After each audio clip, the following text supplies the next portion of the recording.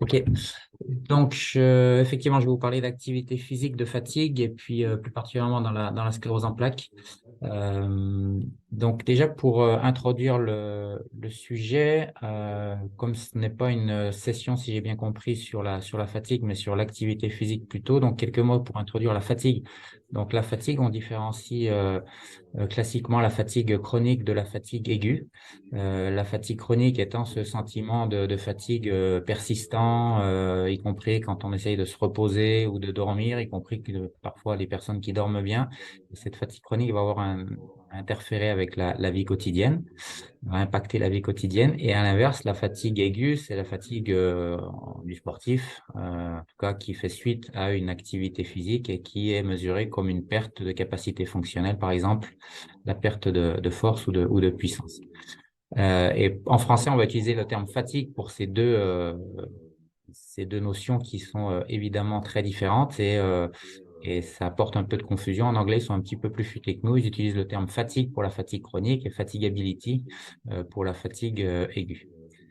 Alors, on va commencer par la fatigue chronique. Donc, cette fatigue chronique, elle est subjective. C'est un sentiment, je l'ai dit, de fatigue. Donc, elle est classiquement mesurée par des échelles de type FACIT F ou la MFIS, par exemple. Il en existe une quarantaine au moins d'échelles qui sont validées. Voilà, donc on a un score. En général, il y a un cut-off pour savoir si les patients sont cliniquement fatigués ou pas. Et dans la sclérose en plaques, la fatigue est alors, je ne sais pas comment je fais pour masquer ça. Oui, ça. La fatigue est le symptôme, en tout cas la fatigue physique, puisqu'on a aussi la fatigue mentale, est le symptôme dont se plaignent le plus les patients. Donc, c'est vraiment un problème majeur dans la sclérose en plaques, comme dans, en réalité, nombreuses autres maladies chroniques. Lorsque l'on cherche à expliquer les mécanismes de la fatigue chronique, vous voyez cette diapositive, alors j'aurai une ou deux diapositives qui sont très compliquées et le but, c'est pas forcément de les détailler, hein, je n'aurai pas le temps pour ça, mais le but, c'est simplement de vous montrer la complexité des choses. Donc ici, c'est vraiment le cas pour les mécanismes hypothétiques de la fatigue chronique en général, pas forcément dans la sclérose en plaques. Donc avec des causes que l'on différencie habituellement des causes directes, donc qui peuvent être physiologiques ou hématologiques ou biologiques, et puis des causes indirectes qui sont des causes psychosociales ou comportementales. Et en particulier, c'est dans cette famille-là que l'on met les troubles les désordres du sommeil, par exemple, ou la nutrition, etc. Dans le cas de la sclérose en plaques, la sévérité de la maladie a été aussi mise en lien avec le niveau de fatigue perçu. En particulier, donc, une revue de questions là, qu'on a publiée l'an dernier avec un de mes doctorants, Nicolas Royer.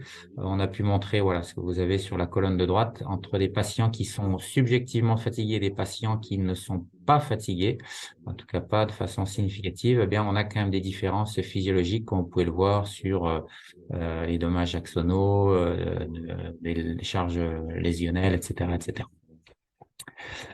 Un mot avant parce que bien sûr, l'idée dans la, dans cette présentation, ça sera de faire le lien entre ce déconditionnement qui va induire une moindre résistance à la fatigue aiguë et la fatigue chronique, et c'est ça qui va bien sûr justifier l'intérêt de l'activité physique. Donc, cette fatigue aiguë, cette fatigability, en anglais, fatigabilité, on dit de plus en plus en français, j'aime pas beaucoup le terme, en tout cas, c'est comme ça.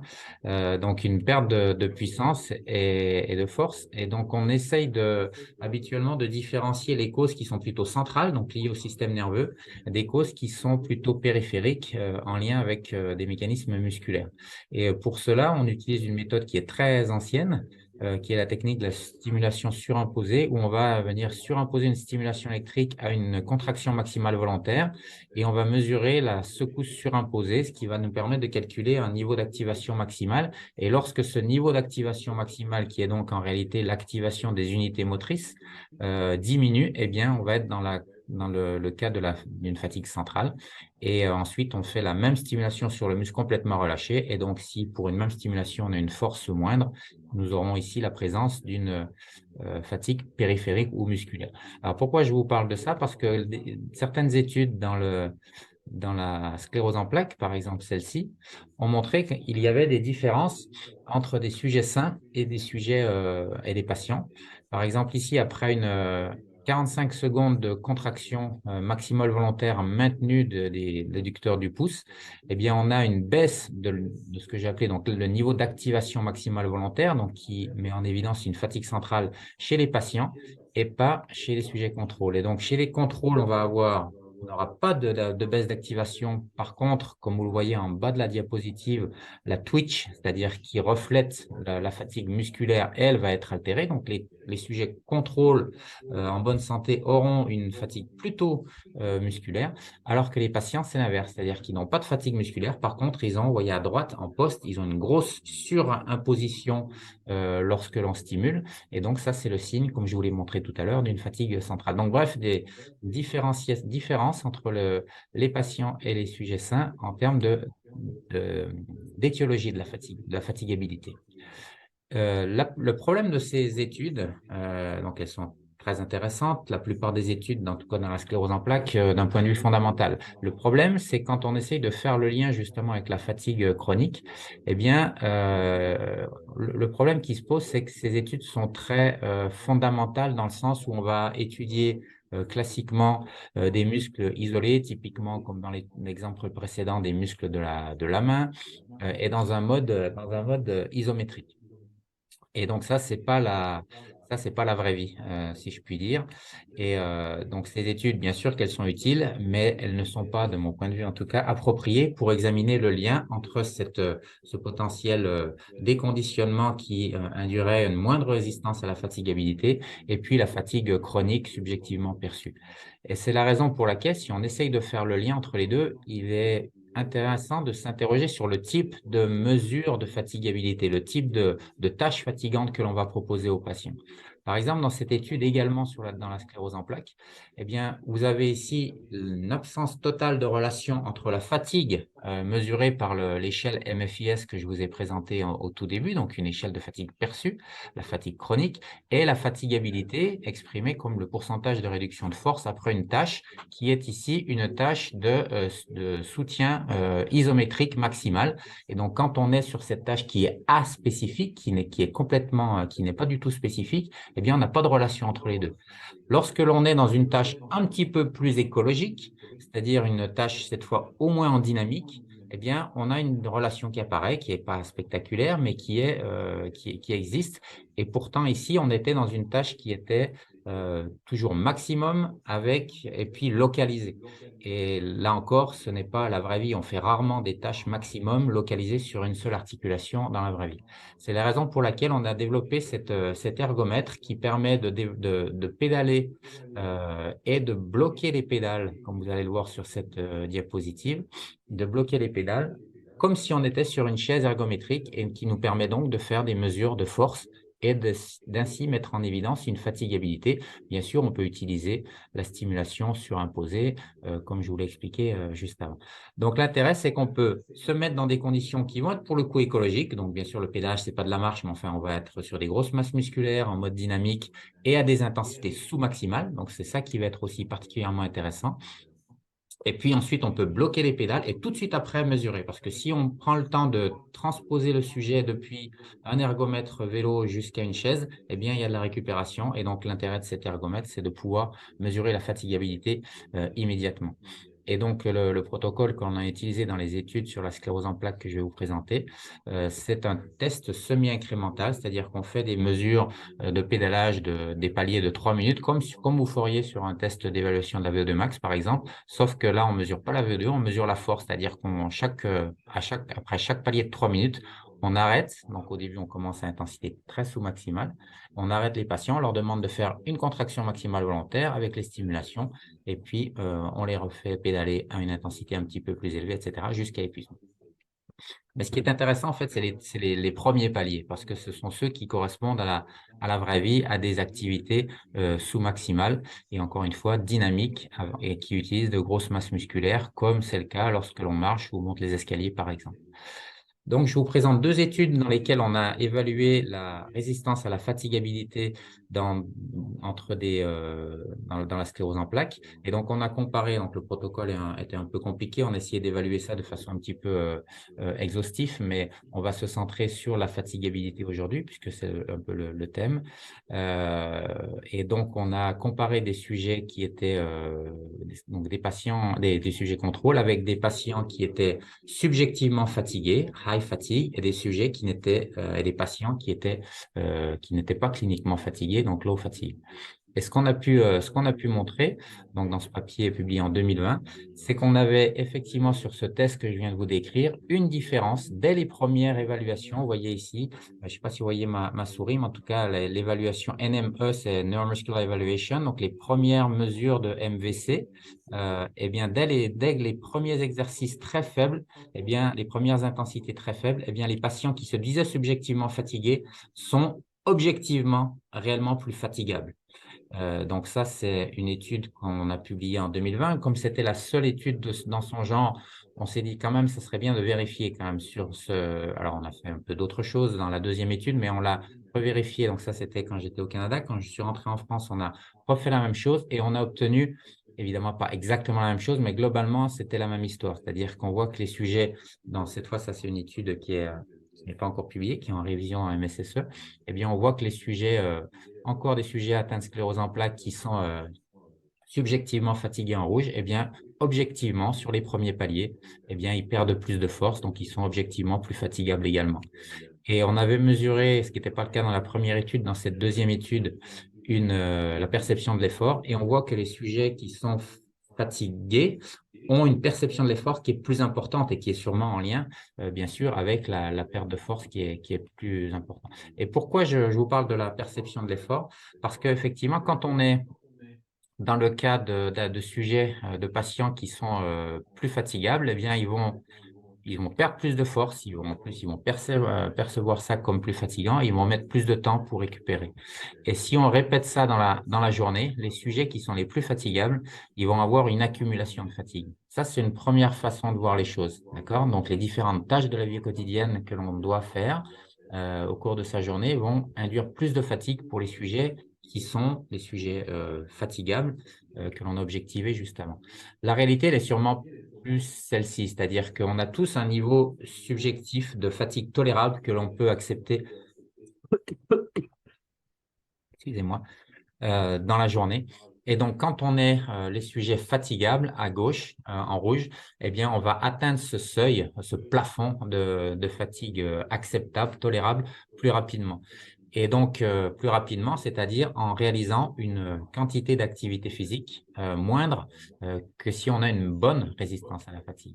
Et donc, c'est quoi le problème? C'est quand on est un sujet rouge, un sujet fatigable, c'est que on va avoir tendance à faire moins de choses, c'est-à-dire qu'on va adopter des comportements sédentaires de ce type qui ne vont que renforcer le déconditionnement, par exemple, encore une fonte musculaire plus marquée, et qui ne feront que accentuer la fatigue. Et donc, on sera dans ce cercle vicieux de la fatigue qui a été décrit.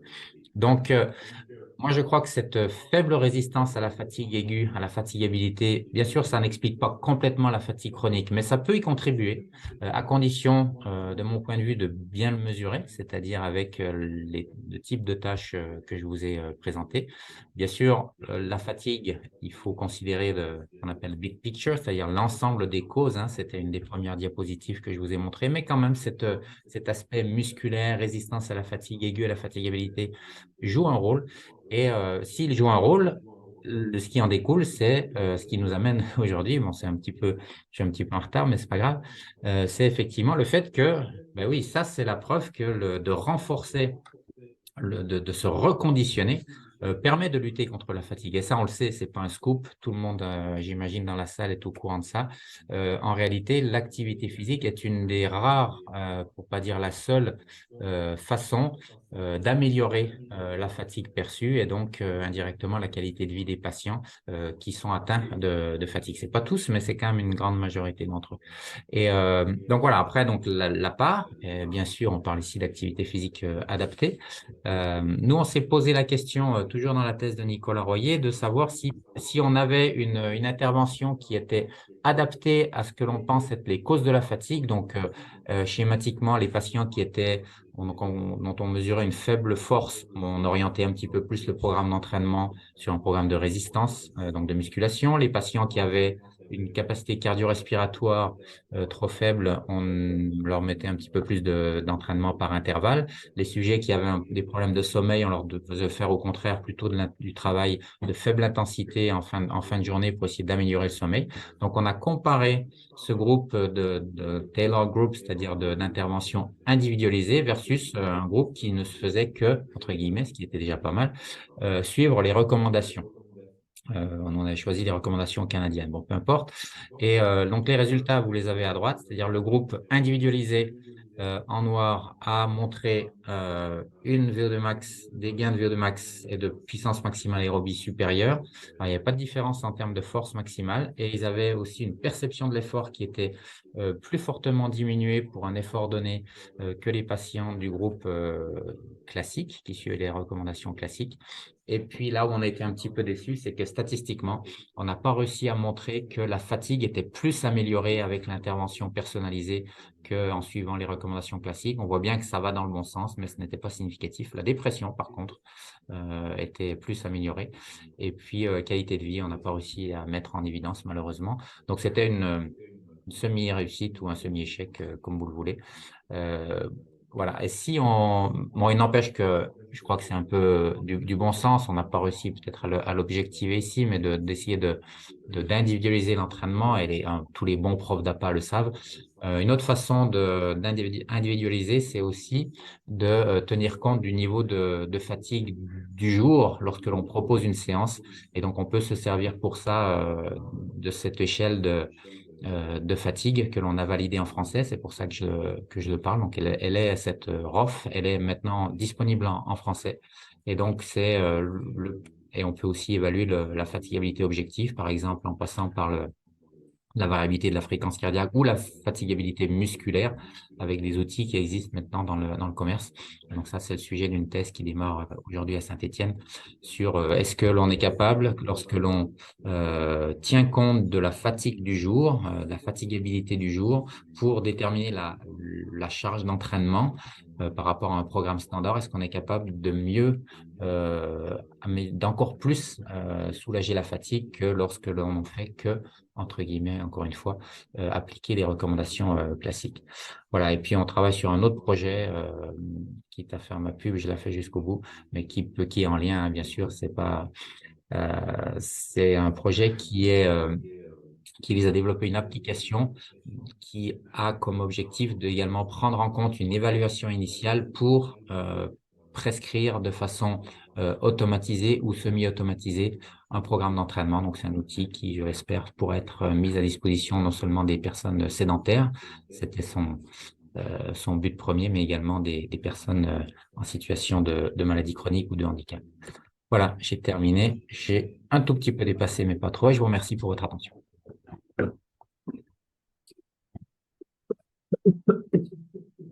Bien, merci Guillaume. Juste dans la mesure où notre collègue est en visio, peut-être s'il y avait des questions pour aller lui poser tout de suite.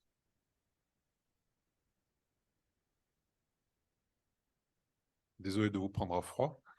Non, non, il n'y a pas Pas de questions?